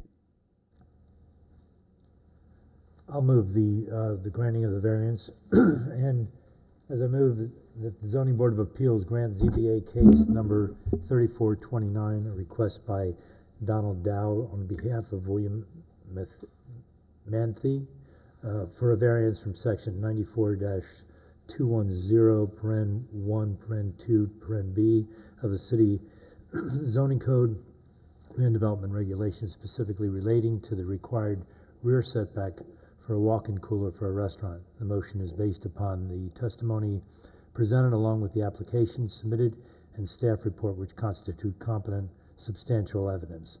The board hereby makes findings of fact that each of the criteria in Article 2, Section 94-38, paren D, paren 6 of the City of West Palm Beach zoning and land development regulations have been met. Okay, we have a motion. Is there a second? Second. The motion was made by Board Member Hyman and seconded by Vice Chair Kammerer. I'll ask the Secretary to please call the roll. Alfred Fields? Yes. Christopher Kamer? Yes. Christopher Hagan? Yes. Michael Hyman? Yes. Jonathan Burgess? Yes. Okay, the motion passes 5-0. Okay, congratulations. We'll now move to item number 6 on our agenda. I'll ask our board secretary to please read that into the record. Zoning Board of Appeals, case number 3431, a request by Holly Benitez and Zachary Palmiciano from Design Floor and Home on behalf of Cody Jones for a variance for section 94-482D4 of the city's zoning and land development regulations, specifically relating to the required side setback of an existing driveway. Location, the approximately 0.14 acre site is located at 935 Avon Road within Commission District Number 5, Commissioner Christina Lambert. Thank you very much. I'll ask the applicant to please proceed with your presentation. Thank you. Good afternoon. My name is Holly Benitez. I am with Design Floor and Home. I'm here to present on behalf of the owner of 935 Avon Drive, Cody Johns. So basically what we have going on here, we're requesting a variance for a driveway. We're aware that the setback is normally 3 feet from the property line. However, the way that this property is set up, it's very difficult to have a driveway that's large enough to accommodate cars and for people to be able to get out of them safely. So we're proposing to decrease our setback from 3 feet to 1 feet. As you can see here, this is our property right to the right. It is a very residential neighborhood. All of the lots are roughly about the same size. There is that one double lot, but the rest of the neighborhood is pretty narrow lots. Next are some proposed pictures that we have of what the driveway would look like with a 1 foot setback from the property line. As you can see from the front of the house, that the front of the house does come out a little further, so if we did try to go to the right and also the location of the door, it would make the driveway in front of the front door, and it also would not allow for enough parking space. There is also an accessory structure in the back of it. This home is used as an Airbnb, so it would cause a problem with being able to only have a 1 foot wide, one car wide driveway now. To put it in front to make it even shorter would be more difficult to be able to house the proper amount of cars. The driveway cannot be reasonably located anywhere else on the property. The left-hand side of the house has more space between it and the property line than the right-hand side. To make the driveway meet the criteria of a 3 foot setback, the driveway would only be 8 feet wide. This would not allow enough room for a vehicle to park and the person be able to safely exit on the driveway. The narrow driveway would force people to exit the driveway in the grass. This could be slippery when wet, potentially being dangerous. Also, the edge of the driveway could be a trip hazard. The driveway being only 8 feet wide would pose a hazard for anyone handicapped. There wouldn't be enough space beside the vehicle to allow for a wheelchair to pass. Our variance request complies with all standards for code compliance. There's not another location we feel we could put this driveway. So we are requesting for a variance for the driveway to be an extra 2 feet closer to the property line. We did also get a letter of support from the neighbor to the left on the west-hand side of our property, and he has no problem. So I guess thank you for your time, consideration, and any questions. Thank you. We'll start off with questions from the board. I'll start off with, I don't remember where I left off, so we'll start off with Board Member Pickett. No questions. Board Member Burgess. There is an existing driveway there now with an existing curb cut, correct? Correct. So, okay, thank you. No further questions. Board Member Fields. No question. Vice Chair Cameron. No questions. Board Member Hyman. No questions. And I have no questions. So thank you. And I will now go to staff for a presentation.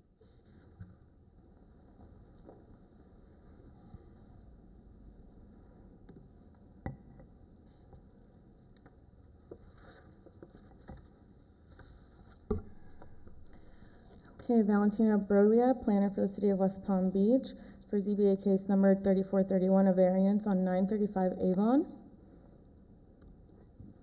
The subject property is zoned single-family low density. The surrounding uses are residential. I do have a video of the lots all being about 50 feet wide from the surrounding subject property. That's the neighbor to the west. And coming up is our subject lot and the neighbor to the east.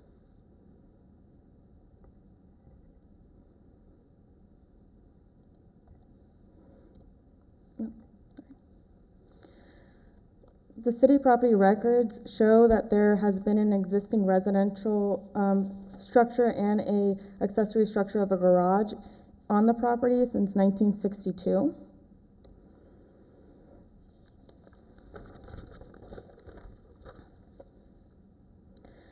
(935) Avon Road had an existing 2 feet side setback for a 7-foot wide driveway and is proposing an 8-foot wide driveway with a 1-foot side setback, as you can see on the survey to the left and the site plan to the right. The applicant is requesting a 2 feet side setback variance from section 94-482 subsection D2 from the city's zoning code for a driveway located on the west side of the subject property. Staff does recommend approval based on the findings in section 9438 D6. And as the applicant stated, they did receive a letter of support from the applicant, from the neighbor to the west side. Thank you. Okay, thank you. Any questions of staff? I'll start off with Board Member Burgess. No questions for staff. Board Member Fields. No question. Vice Chair Cameron. No questions. Board Member Hyman. Just one. Is this a typical request of an existing conditions in the neighborhood? I know there are 25-foot lots, typically 2 together for the 50-foot lots that are there, or am I mistaken? The reason for this request is because they need access into the garage and there's no other placement for the driveway. There is an existing curb cut as well. So therefore, that's why they would need the request. They can't expand this driveway out to the east side, so the only way they can go is really west. Okay, and the garage or the auxiliary structure that's there is to the back of the property, correct? Correct, to the back of the property behind the primary residence. Thank you. Okay, thanks. Board Member Picat. No questions. Okay, I have no questions of staff. At this point, I'll open up to the public hearing. If there's anyone here wishing to speak with respect to this item, please come forward to the podium. Seeing none, I'll close the public hearing and move into executive session. I'll start off with any discussion or comments from Board Member Fields. No discussion. Okay. Vice Chair Cameron. No comments. Okay. Board Member Hyman. No comments, thank you. Board Member Picat. No comments. Board Member Burgess. No comments. Okay. Yeah, I have no comments on this. So I'll entertain a motion. I'll make a motion. I move that the Zoning Board of Appeals grant ZBA case number 3431, a request by Holly Benitez and Zachary Palmisano from Design Floor and Home on behalf of Cody Johns for a variance from section 94-482 D2 of the city's zoning and land development regulations, specifically relating to the required setbacks of an existing driveway. The motion is based upon the testimony presented along with the application submitted and staff report, which constitute competent substantial evidence. The board hereby makes finding of fact that each of the criteria in Article 2, Section 94-38 D6 of the City of West Palm Beach zoning and land development regulations have been met. Okay, we have a motion. Is there a second? Second. Okay, the motion was made by Board Member Burgess and seconded by Board Member Fields. I'll ask the Secretary to please call the roll. Alfred Fields. Yes. Christopher Kramer. Yes. Christopher Hagan. Yes. Michael Hyman. Yes. Jonathan Burgess. Yes. Okay, the motion passes 5-0. That concludes our cases for today. So at this point, we don't have any other new business. We'll go back to the agenda. And so I see Mr. Green at the podium, so I'll turn it over to him. Maybe under other business, again, Rick Green, Development Services Director. I just wanted to let the board know I'm very pleased to announce that after 4 years and an $8 million investment, we have launched our new permitting software system called Enterprise Permitting and Licensing. You'll hear the acronym EPL, but that's what it stands for. So what that does, it replaces the Community Plus permitting program we've had in place now for, probably 25 to 30 years. So with this launch, which occurred just this past Monday, we have transferred 30 years of data, permitting inspections, code enforcement, engineering. All that data has migrated, I'm pleased to say, successfully into our new program. And now what we have is a program that's going to impact over a dozen departments in the city. We have taken approximately 270 workflows, everything from securing an engineering right-of-way permit, pulling a special event permit, how you pay an invoice, and we've streamlined those processes. So what may have been a 25-step process is now a 14-step process. So thanks to Angela and Dodie, who's gone, for all their hard work. But we've been working with the vendor probably over the last year and a half to 2 years, and we pushed the start date back a couple times because we wanted to make sure, number one, the interface with our finance department for payment worked well, and then secondly, we were able to successfully migrate all the data. So what this means is that we are an entirely electronic program now. So if you imagine an applicant, whether it's a homeowner or a developer, submitting a building permit, typically it would go through a zoning review, then those paper plans would then be passed on to building, plumbing, mechanical, engineering, public works. Now what happens, they get mailed to us electronically. Everybody's reviewing them at the same time. So we expect that our permit review time will be significantly enhanced. So we're excited. There's a lot of kinks that we're trying to work out, but we've had no major disasters yet, knock on wood. So I just wanted to share that because, again, everything's going to be electronic on a go-forward basis. Congratulations. Thank you. Congratulations. And Commissioner, Mr. Hyman, just to follow up on your comment, sorry, old habit. Just wanted to share with you also that we are working with our community redevelopment agency who hired Dover Cole, who's doing a land use planning study of our Broadway mixed-use district. We recently enacted changes to the Curry mixed-use district, so you're seeing a lot of activity now. In Curry, we did the same for Northwood. We're now working on the anchor site. We're trying to negotiate a deal with Jeff Green to extend Northwood Road across Dixie Highway, tie into our new Curry Park. And now that we've got C-Mud pretty much done and N-Mud, we're now focusing on B-Mud with Dover Coal. So we expect and we are seeing a lot of development activity on the north end now, and for the most part, citywide. June, we had the biggest month in the history of the city, collected nearly $2 million in building permit revenue. It's crazy. So, thank you. Great job. Thank you much. Yeah, thank you very much, Mr. Green. With that, I think our items of business are concluded, so I'll entertain a motion for adjournment. So moved. It's been moved. Second. Seconded. All in favor, please signify by saying aye. Aye. Okay. The meeting is concluded at 3:28 p.m.